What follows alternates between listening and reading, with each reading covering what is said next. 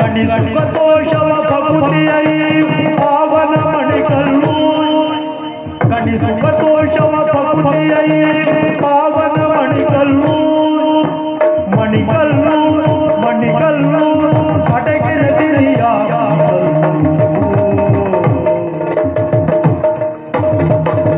ಅಪ್ಪಕದಾರಕ ಮಹಾದೇವಿಯರು ನೆಲೆಸಿಯ ಮಣಿಕಲ್ಲು ಅಪ್ಪಕದಾರಕ ಬಗೆ ನುಡಿಗಳ ಸಹಿಸದ ಶಿವರಾಯ ಮಹಿಮೆ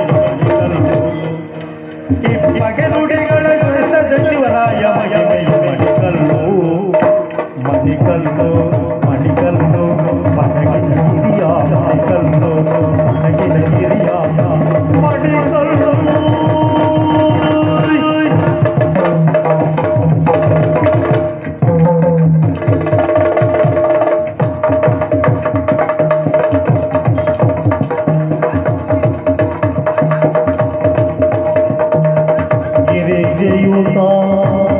भक्ति भाव परम सुता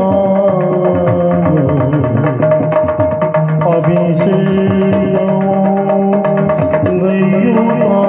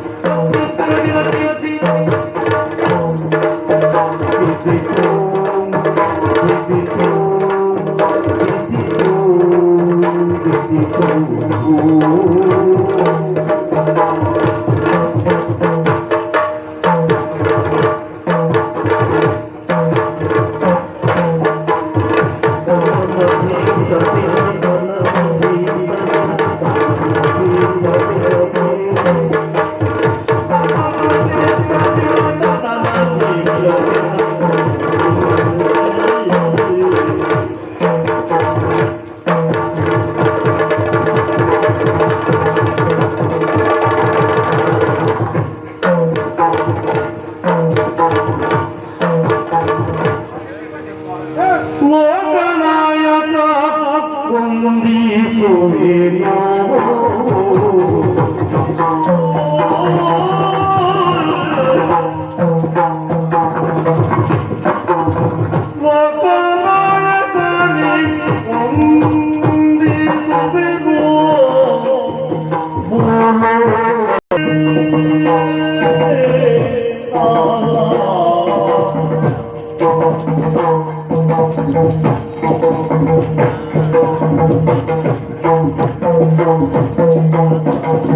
ಅಕ್ಕ ತಂಗಿಯರನ್ನ ಹರಮು ಅಕ್ಕ ಮರಳು ನಾವು ಪಕ್ಕನ ತೆರಳಲು ಸಂತಸವನು ಪಕ್ಕನ ತೆರಳಲು ಸಂತಸವನು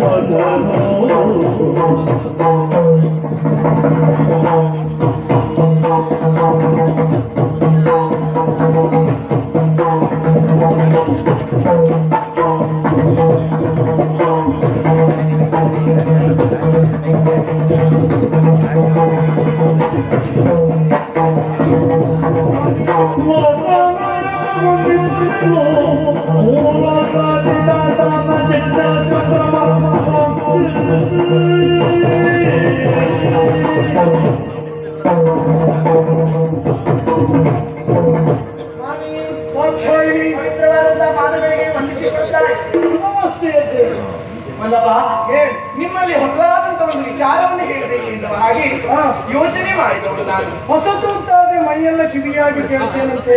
ಸತ್ಯ ಸ್ವಾಮಿ, ಹಾಗಂತ ಕೈಲಾಸದ ವಿಚಾರ ಅಲ್ಲ, ಭೂಲೋಕದ ವಿಚಾರ, ಅದರಲ್ಲೂ ನನ್ನ ತವರು ಮನೆಯ ವಿಚಾರ. ಪ್ರಾಚೀನ ಬರುಷಿ. ಹೌದು. ಏನಲ್ಲಿ ವಿಶೇಷ? ಈಗಾಗಲೇ ನಾನು ಕೇಳಿ ತಿಳಿದಿರುವಂತಹ ವಿಚಾರ. ನನ್ನ ಸ್ವದರ್ಶ ಪ್ರಜಾಪತಿ ವಿಶೇಷವಾದಂತಹ ಯಾಗವೊಂದನ್ನ ಮಾಡ್ತಾ ಇದ್ದಾರಂತೆ. ಹೌದು. ಆ ಯಾಗಕ್ಕೆ ಈಗಾಗಲೇ ನನ್ನ ಅಕ್ಕ ತಂಗಿಯರು, ಒಂದು ಬಾಂಧವರು, ಅದೆಷ್ಟೋ ಬ್ರಾಹ್ಮಣರು ಅಲ್ಲಿವರೆಗಾಗಿ ಬಂದು ಸೇರಿದವರಿದ್ದಾರಂತೆ. ಆ ವಿಚಾರವನ್ನ ಕೇಳಿದ ಕ್ಷಣದಿಂದ ಯಾಕೋ ಏನು ನಾನು ಅಲ್ಲಿವರೆಗಾಗಿ ಹೋಗ್ಬೇಕು, ಆ ಯಾಗದ ಸಂಭ್ರಮವನ್ನ ಕಂಡು ಕಣ್ತುಂಬಿಸಿಕೊಂಡು ಬರಬೇಕು ಎನ್ನುವ ಹಾಗೆ ಮನ ಹಂಬಲಿಸ್ತಾ ಇದೆ. ಹಾಗಾಗಿ ಕೇಳುವುದು, ನಾನು ಊರುವಳಿ ಅಲ್ಲ, ಸತಿ ಪತಿಗಳಾದಂತ ನಾವಿರುವರು ಅಲ್ಲಿವರೆಗಾಗಿ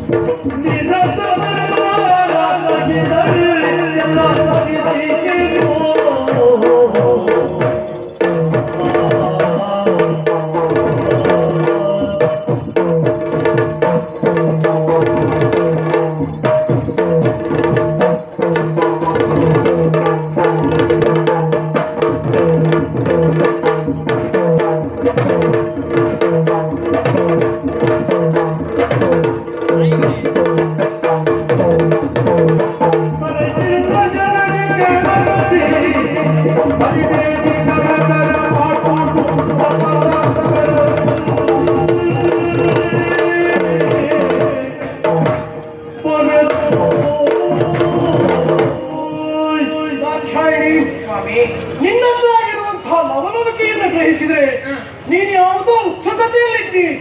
ಎನ್ನುವುದನ್ನು ನಾನು ಸಹಜವಾಗಿ ಅರ್ಥವಿಸಿಕೊಳ್ತೇನೆ. ಸರಿ.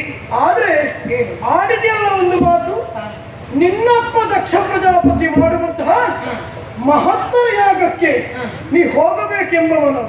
ಹೌದು. ಆಶ್ಚರ್ಯ. ವಿಧಾತನ ಪ್ರಪಂಚ ಮುಖದ ಸೃಷ್ಟಿ ಅತಿ ವಿಸ್ಮಯ ಅಂತ ಪ್ರಾಜ್ಞರ ನುಡಿ. ಯಾಕೆ ಗೊತ್ತಾ? ಒಮ್ಮೆ ಆಕಳಿಕೆಯಿಂದ ಪ್ರಪಂಚಕ್ಕೆ ಒಬ್ಬ ಶಕ್ತಿಯನ್ನು ಕೊಟ್ಟದ್ದು ಉಂಟು. ಇನ್ನು ತನ್ನದ್ದಾಗಿರುವ ತೊಡೆ ಮುಖಾಂತರವಾಗಿ ಸೃಷ್ಟಿ ಮಾಡಿದ್ದು ಉಂಟು. ಅಲ್ಲ, ಸಮಯ ತೆಗೆದುಕೊಂಡು ಲೋಕವೇ ಭ್ರಮೆಗೊಳ್ಳುವಂತಹ ಸೃಷ್ಟಿಯು ಬ್ರಹ್ಮನಿಂದಾದದ್ದುಂಟು. ಹಾಗೆ ನಿನ್ನಪ್ಪ ದಕ್ಷ ಪ್ರಜಾಪತಿ ಬ್ರಹ್ಮನ ಹೆಬ್ಬೆರಳಿನಿಂದ ಹುಟ್ಟಿದವ. ಆ ಕಾರಣಕ್ಕಾಗಿಯೋ ಏನು, ಎಲ್ಲೇ ಹೋದ್ರು ನಿನ್ನಪ್ಪನು ತನ್ನದ್ದೇ ಮುಖ್ಯಸ್ಥ, ತಾನೇ ಮುಖ್ಯಸ್ಥ ಎನ್ನುವ ಭಾವನೆಯಿಂದಿರ್ತಾನೆ. ಯಾಕಾಗಿದೆ ಈ ಮಾತನ್ನ ಗೊತ್ತಾ? ಅಲ್ಲದೆ ಹೋದ್ರೆ ನೀ ಹೇಳ್ತಿ ಬ್ರಾಹ್ಮಣೋತ್ತಮರೆಲ್ಲ ಅಲ್ಲ, ನನ್ನ ಅಕ್ಕ ತಂಗಿಯಂದಿರೆಲ್ಲ ಬಂದು ಸೇರಿದ್ದಾರೆ ಅಂತ ಹೇಳ್ತೀವಿ. ಅವರೆಲ್ಲರಿಗೂ ಕರೆ ಮುಟ್ಟಿಯೇ ಅವರನ್ನು ತಲುಪಿದ್ದಾರೆ ಅನ್ನೋದು ಸ್ಪಷ್ಟ ತಾನೆ. ಹಾಗಿದ್ರೆ ನಿನಗೆ ಕರೆ ಬಂದ ಹಾಗೆ ಎಲ್ಲಿಯೂ ನಾವು ಕಂಡದ್ದಿಲ್ಲ. ಯಾರೂ ನಮ್ಮ ಮನೆಯವರೆಗಾಗಿ ಬಂದು ಪ್ರಾಚೀನ ಬರಿಯಲ್ಲಿ ನಡೆಯುವಂತಹ ಈ ಯಾಗಕ್ಕೆ ಬನ್ನಿ ಎನ್ನುವ ಹಾಗೆ ಕರೆದದ್ದೂ ಇಲ್ಲ. ಹಾಗಿದ್ರೂ ನೀ ಹೋಗ್ತೀಯ ಎನ್ನುವಾಗ ನಾ ಯೋಚನೆ ಮಾಡಬೇಕು ತಾನೆ. ಈಗ ಕೈಲಾಸದ ಒಡೆಯ ಯಾರು ಕೇಳಿದ್ರೆ ಹರ, ನನಗೆ ಕರೆ ಎನ್ನುವುದು ಬರಲೇಬೇಕು. ನೀನೇ ಯೋಚನೆ ಮಾಡು. ಸಾಮಾನ್ಯರಾಡಿಕೊಳ್ಳುವಂತಹ ಮಾತುಗಳಾದ್ರೂ ಹೇಗೆ?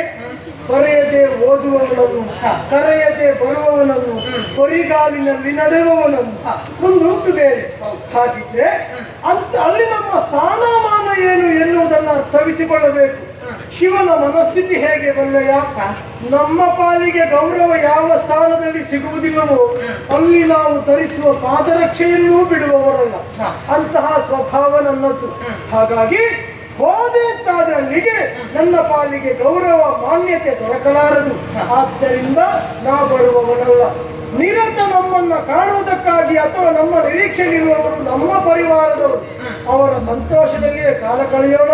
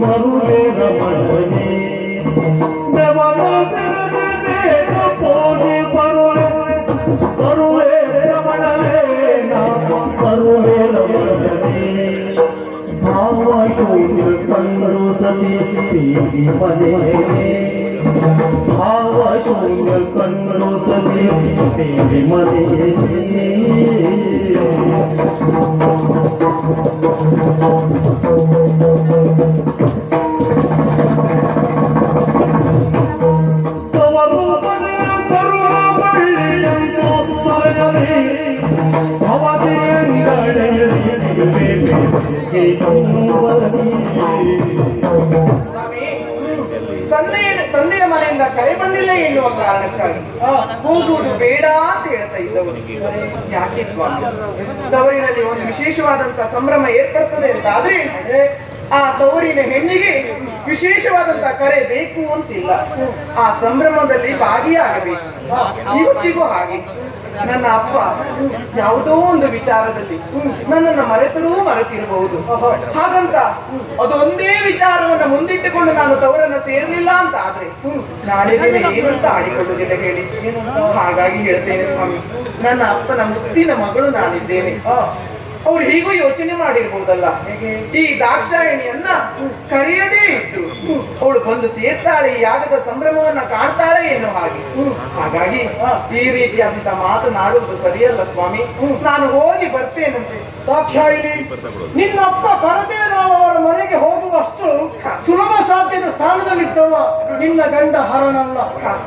ತಿಳಿತಲ್ಲ. ದಿಕ್ಪಾಲಕರಲ್ಲಿ ಪ್ರಧಾನ ಸ್ಥಾನ ಯಾರಿಗೆ ಕೇಳಿದ್ರೆ ಅದು ಹರಳಿಗೆ. ಹೌದು. ಹಾಗಿರುವಾಗ ಮರೆಯುವುದಕ್ಕೆ ನಿನ್ನಪ್ಪ ಸಾಮಾನ್ಯನೂ ಅಲ್ಲ, ನಾ ಸಾಮಾನ್ಯ ಸ್ಥಾನದಲ್ಲೂ ಇದ್ದವನಲ್ಲ.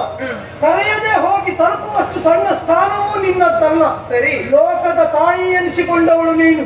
ಹಾಗಾಗಿ ನಿನ್ನನ್ನ ಯಾವ ಕಾರಣಕ್ಕೂ ಮರೆಯಕೂಡದು.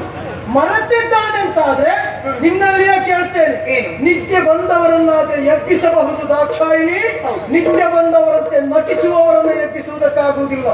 ನಿನ್ನಪ್ಪ ಮರೆತಿಲ್ಲ, ಮರೆತಂತೆ ನಟಿಸುತ್ತಾ ಇದ್ದಾನೆ. ಕಾರಣ ಬೇರೆ ಉಂಟು, ಆದರೂ ನನ್ನ ಪಾಲಿಗೆ ಅರಿವುಂಟು. ಹಾಗಂತ ನೀ ಆ ಕಾರಣಕ್ಕಾಗಿ ಹೋಗಕೂಡದು. ಯಾವುದೇ ಉದ್ದೇಶವಿತ್ತು ನೀ ಅಲ್ಲಿ ಧಾವಿಸಿದರು ನಿನ್ನ ಪಾಲಿಗೆ ಅವಮಾನವಾಗುವುದಲ್ಲದೆ ಬೇರೆ ದಾರಿ ಇಲ್ಲ.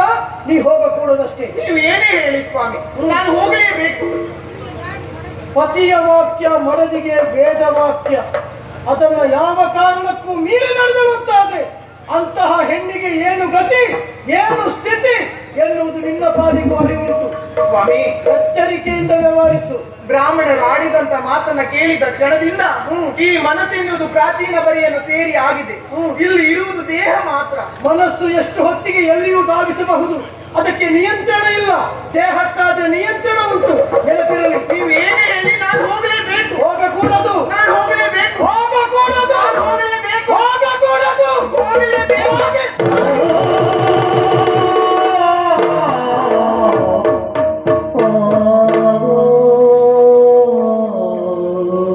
ಏನೇ ಹೇಳಿ ಸ್ವಾಮಿ, ನನ್ನ ಮನಸ್ಸು ಪ್ರಾಚೀನ ಬರಿಯನ್ನು ಸೇರಿ ಆಗಿದೆ. ಇದು ಬೇಡ ಅಂತ ಹೇಳಿ ನೀವು ಒಮ್ಮೆ ಬೇಡ ಅಂತ ಹೇಳಿದ್ದೆ ಹೌದು ಅಂತಾದ್ರೆ ಆ ಆಜ್ಞೆಯನ್ನ ಮೀರಿ ವ್ಯವಹರಿಸಲಿಕ್ಕೆ ಸಾಧ್ಯವಿಲ್ಲ. ಹೋಗಿ ಬರ್ತೇನೆ ಸ್ವಾಮಿ, ನನ್ನನ್ನು ಕಳುಹಿಸಿಕೊಡಿ.